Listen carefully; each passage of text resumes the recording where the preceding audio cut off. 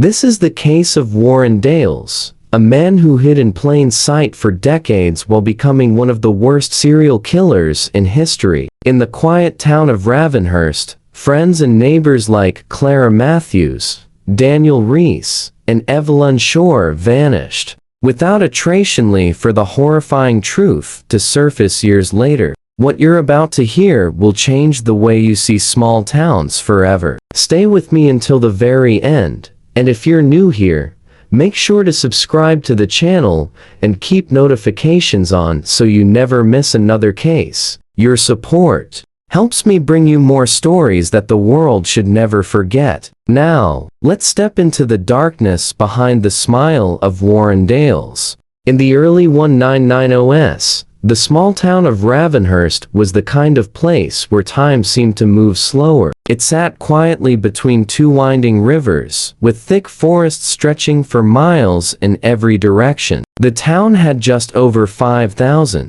residents, most of whom had grown up there or moved in seeking a slower, simpler life. The streets were lined with old lampposts that barely lit the sidewalks at night, but no one cared. People didn't lock their doors, left car keys in the ignition while running errands, and thought nothing of walking home alone after dark. It was a place where children played outside until the street lights came on and neighbors stopped to chat at the corner store.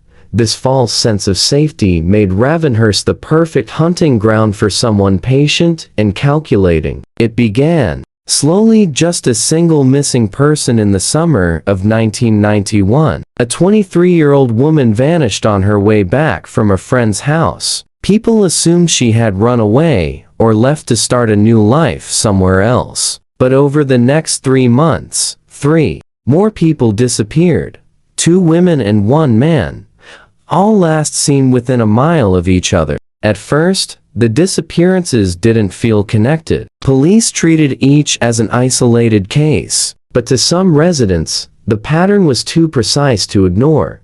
Every missing person had been last spotted near the northern edge of town, close to an unlit stretch of road leading into the dense forest. That road, long avoided by most, at night became the invisible boundary between safety and danger. Still, many in Ravenhurst clung to denial. Bad things didn't happen here. The truth, however, was far darker. Someone was watching, waiting, and using the town's trust as both cover and camouflage. The man responsible for the disappearances was hiding in plain sight. Warren Dales had lived in Ravenhurst for most of his life, running a small repair shop on the corner of Main Street. He fixed bicycles, lawnmowers, and small engines, often refusing to take full payment from neighbors. People saw him as quiet, maybe a little strange, but ultimately harmless. That was exactly how he wanted them to see him. His life during the day was built as a mask, one that allowed him to disappear into the background without suspicion. But once the sun went down, Warren's routine changed entirely. He would close his shop early on certain nights, lock the doors, and drive toward the northern forest road. He knew every turn, every patch of darkness, and every moment when a person walking alone would be most vulnerable. He had perfected his method over time. He would park his van in the shadows, headlights off, and wait in silence. He knew the people of Ravenhurst well enough to predict who might be coming home late. When a target appeared, his approach was quick and silent. A sudden rush, a cloth pressed to the face, and within seconds, the fight was over. The forest was his accomplice, swallowing the sound and hiding him from view. He would carry his victim deeper into the woods, to places he had explored. Since he was a boy hunting deer, the same knowledge of the land that once guided him in tracking animals now served a much darker purpose. Each disappearance was carefully timed so no one would connect them immediately. Warren avoided patterns that could be traced, changing nights, times, and even the type of victim. To the town, the streets seemed empty and safe. To Warren, they were the perfect trap.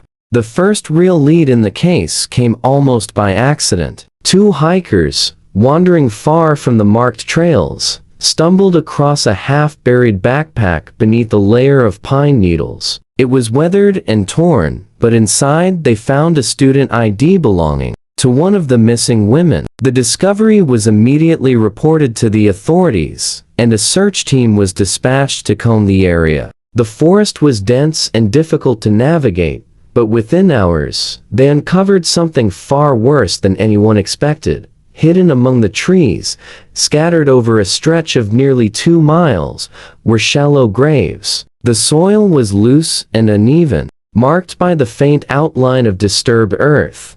When investigators began to dig, they found human remains wrapped in decaying fabric. Each grave seemed deliberately placed, as if mapped out in advance. There was no sign of random disposal. This was organized, intentional, and deeply methodical.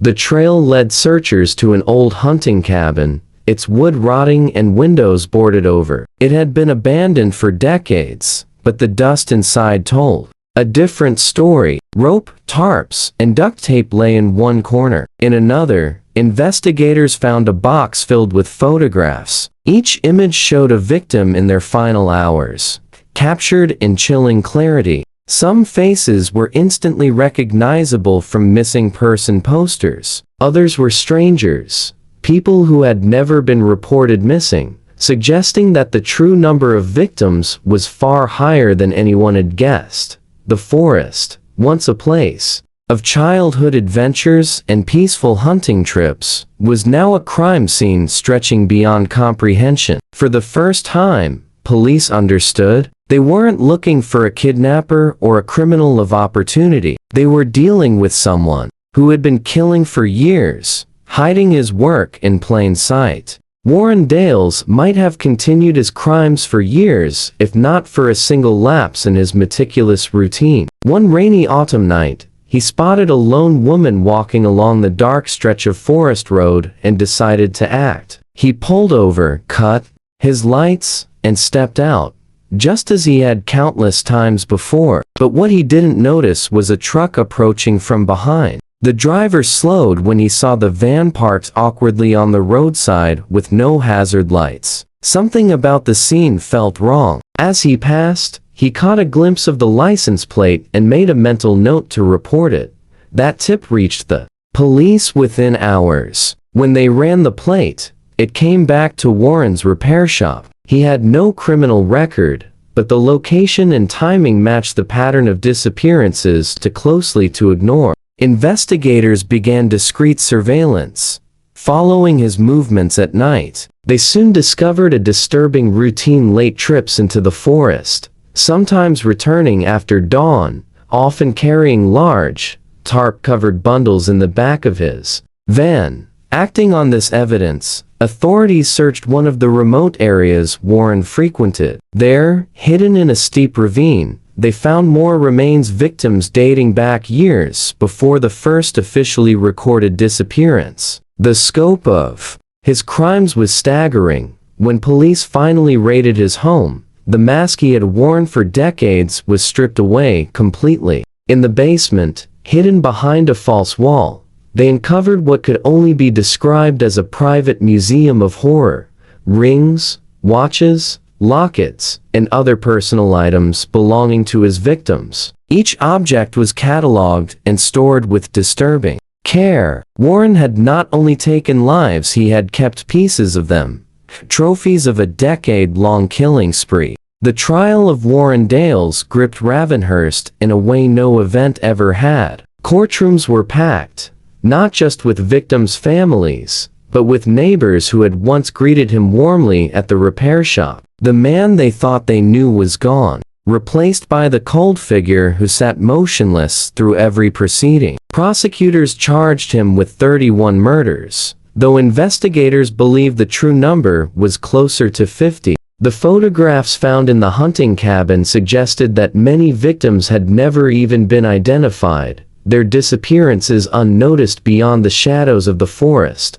Warren never confessed, never offered an explanation, and never showed remorse. Witnesses described his demeanor as flat, his eyes fixed on the floor, or staring blankly ahead. The evidence, however, spoke for him. DNA from multiple victims matched items found in his basement. Soil samples from his boots matched the grave sites. Even the arrangement of the graves reflected a twisted sense of order, reinforcing the belief that his killings were ritualistic. When the verdict came guilty on all counts, there was no visible reaction from him. The judge sentenced Warren Dales to life in prison without the possibility of parole. For Ravenhurst, the sentence brought a measure of justice, but no real closure. The forest remained a place of unanswered questions. Search teams continued to find bones in remote areas, some decades old, each discovery reopening wounds. The town's character was forever changed. People who once left their doors unlocked now double-checked them at night.